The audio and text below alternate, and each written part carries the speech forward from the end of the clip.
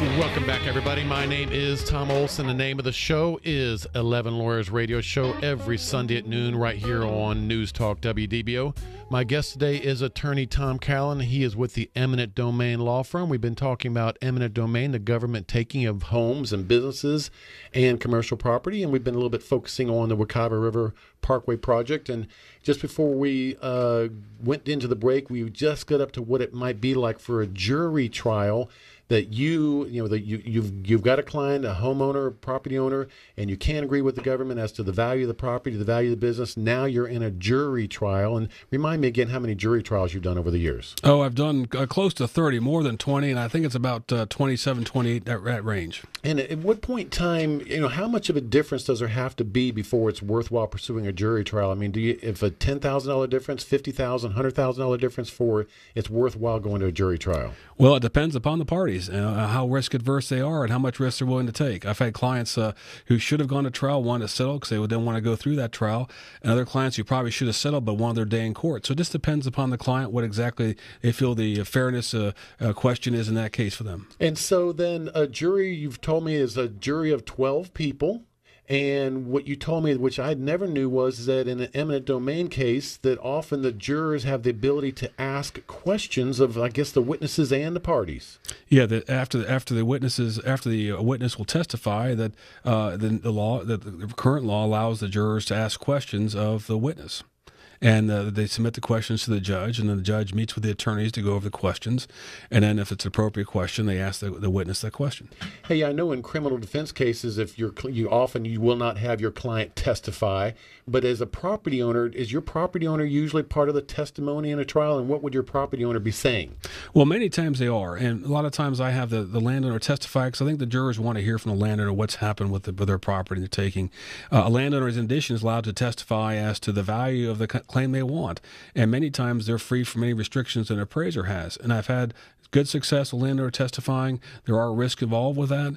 But many times I want to have the landowner testify because I want the jurors to hear how the person bought the property, when they bought it, and certain improvements they've done to it, or how the impact of the taking is going to have on them or their business. And when you're picking a jury, you have voir dire, where you have the ability to ask questions of prospective jurors and then choose who might be a good juror.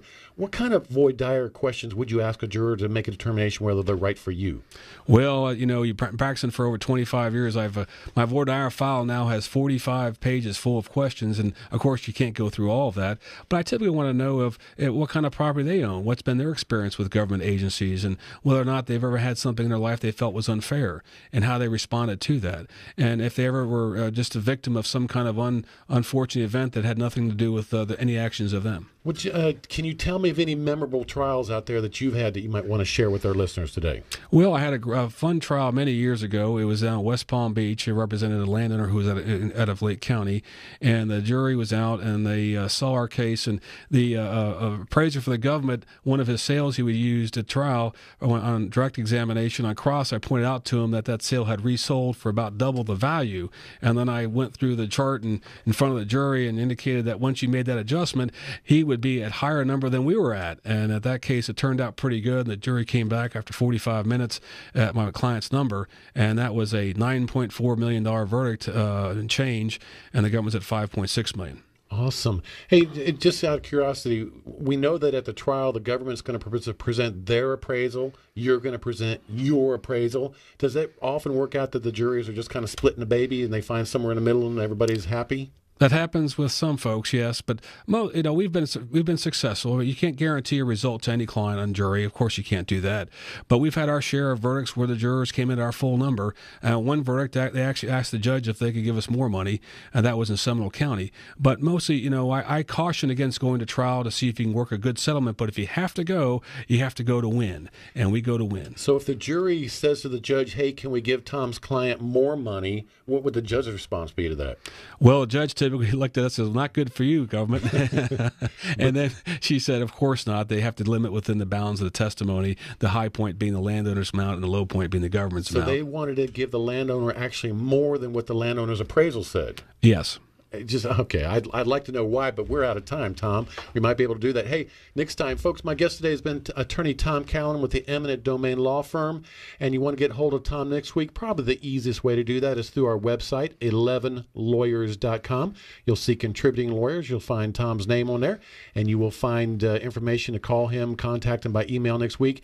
And by the way, look for Tom's videos of this radio show. We will be posting them at 11lawyers.com as well. Hey, folks, thank you so much for all your great calls and questions during this hour. We do so much appreciate it.